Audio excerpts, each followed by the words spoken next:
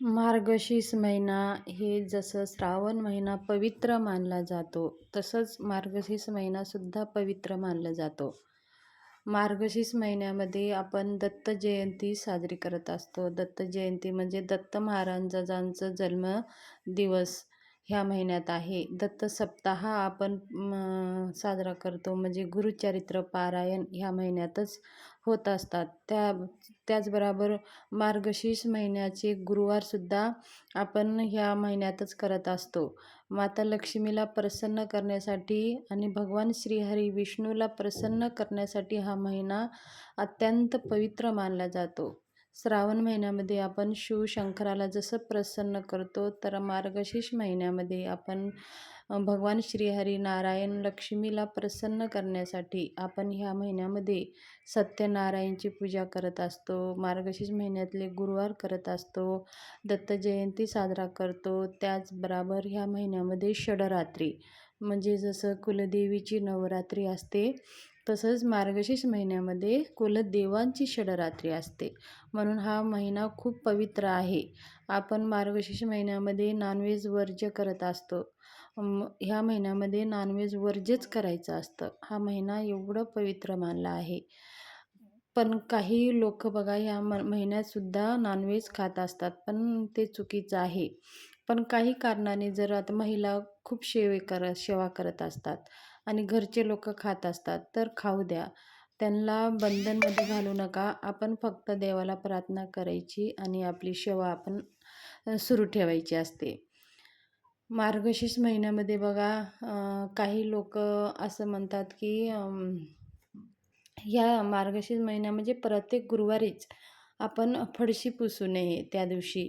म्हणजे कसं आपलं घरचं सगळं साफसफाईसुद्धा करायची नसते. गुरुवार हे माता लक्ष्मीचं गुरुवार पण आहे आणि स्वामींचंसुद्धा गुरुवार आहे ह्या दिवशी. म्हणून आपण घरची सगळी साफसफाई करत नसतो, फरशी वगैरे पुसत नसतो. वरचं जेवढं देवांचं आहे, किचनचं आहे, तर असं आपण थोडंसं वरी पुसू शकतो. म्हणजे त्या दिवशी आपण पाण्यामध्ये फक्त हळद घालून घर थोडंसं आपल्याला देवापुरतं आणि किचनापुरतं साफ करून घ्यायचं आहे.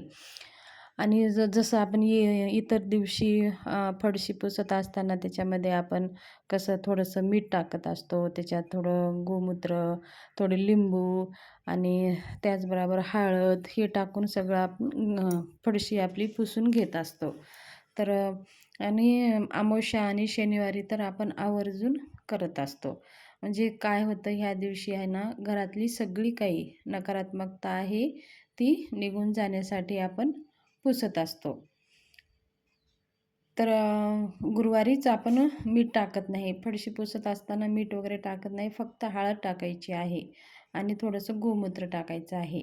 गोमूत्र टाकल्याने काय होतं, घरातली सगळी काही आपली निगेटिव्हिटी आहे, नकारात्मकता आहे, ते जाण्यास मदत होते.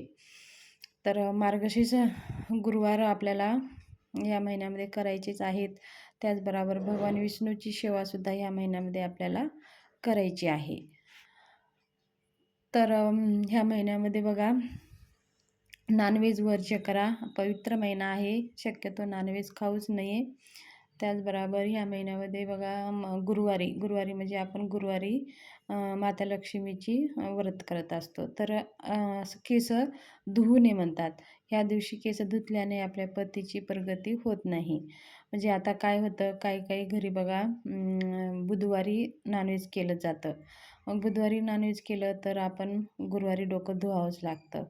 तर अशा वेळेत काय होतं, ते धुणं खूप गरजेचं असल्यामुळे आपल्याला धुवावंच लागतं. नाहीतर मग एखाद्या वेळेस आपल्याला महिनावारी असेल, आपलं 5वा दिवस गुरुवारी येतं, त्या दिवशीसुद्धा आपल्याला डोकं धुवावं लागतं. तर अशा वेळेस आपण डोकं धुवू शकतो, कारण गुरुवारचे व्रतसुद्धा आपण करत असतो. तर अशी अडचण असेल तर आपण आवर्जून धुवा.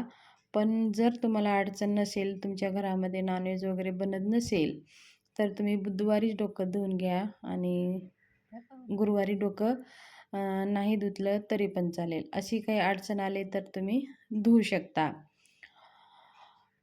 त्याचबरोबर ह्या महिन्यामध्ये आपल्याला भगवान विष्णूची सेवा म्हणजे काय करायचं आहे? ओम नमो भगवते वासुदेवाय नमः ह्या मंत्राचं, किंवा आपल्याला लक्ष्मी गायत्री मंत्र आणि विष्णू गायत्री मंत्र, तुम्हाला तर माहितीच आहे. विष्णू गायत्री मंत्र, ओम नारायणाय विद्महे वासुदेवाय धीमहि तन्नो विष्णू प्रचोदयात. ओम नारायणाय विद्महे वासुदेवाय धीमहि तन्नो विष्णू प्रचोदयात. ओम महालक्ष्मीची विद्महे विष्णुपत्नीच धीमहि तन्नो लक्ष्मी प्रचोदयात. ह्या मंत्राचा आपल्याला एक एक माळ जप करायचा आहे. सकाळी संध्याकाळी कोणत्याही वेळेमध्ये करा, किंवा तुम्ही दोन्ही वेळेत केला तरी पण चालेल. त्याचबरोबर भगवान विष्णू सहस्त्रनामाची सुद्धा ह्या महिन्यात आपल्याला पाठन करायचं आहे. आणि त्याचबरोबर ह्या महिन्यामध्ये बघा, आपण जर 11-21 सत्यनारायण जर करायचं असेल तरी ते खूप अत्यंत प्रभावशाली ठरेल. म्हणजे कसं करायचं? दररोज आपल्याला सत्यनारायणची पूजा करायची आहे. पहिल्या दिवस मांडून घ्यायचं आहे. ती मांडणी उचलायची नाही. दुसऱ्या दिवशी पण तेच मांडणीवरती आपल्याला फुलं वगैरे अर्पण केलेले आहे, ते फुलं काढून दुसरी फुलं अर्पण करून दुसरं नैवेद्य दाखवून पोथी वाचून आरती करायची आहे. अशा प्रकारे आपण 21-11 सत्यनारायण आपण करू शकता. ह्या महिन्यात सत्यनारायण केलेलं खूप फलदायी आहे. आपले मनोकामना पूर्ण करण्यासाठी हा महिना खूप शुभ मानला जातो. जर प्रत्येक पौर्णिमेला जर तुम्हाला सत्यनारायण करायचं असेल तर दत्त जयंतीपासून पुढच्या दत्त जयंतीपर्यंत दर पौर्णिमेला तुम्ही सत्यनारायण करून पहा. बघा, तुमच्या जीवनात कोणतीही समस्या असेल, कर्जबाजारी असेल, व्यापारामध्ये वृद्धी होत नसेल, तर ते अत्यंत प्रभावशाली ही सेवा आहे. ह्या सेवेनं तुम्हाला अनुभव येतच. म्हणजे 12 सत्यनारायण तुमचे होतात. प्रत्येक पौर्णिमेला 12 एक केले आपण तर आपले 12 सत्यनारायण होत असतात प्रत्येक महिन्याच्या पौर्णिमेला. आणि तुम्ही एकाच महिन्यामध्ये जरी 12 सत्यनारायण केलात तरीही तुम्ही पौर्णिमेला आवर्जून सत्यनारायण करा. तर ही मार्गशीर्ष महिन्यामधल्या करायच्या सेवा होत्या, आणि नियम कोणकोणते नियम पाळावे त्याच्याविषयी माहिती शेअर करायची होती. माहिती आवडली असेल तर सबस्क्राईब जरूर करा. धन्यवाद.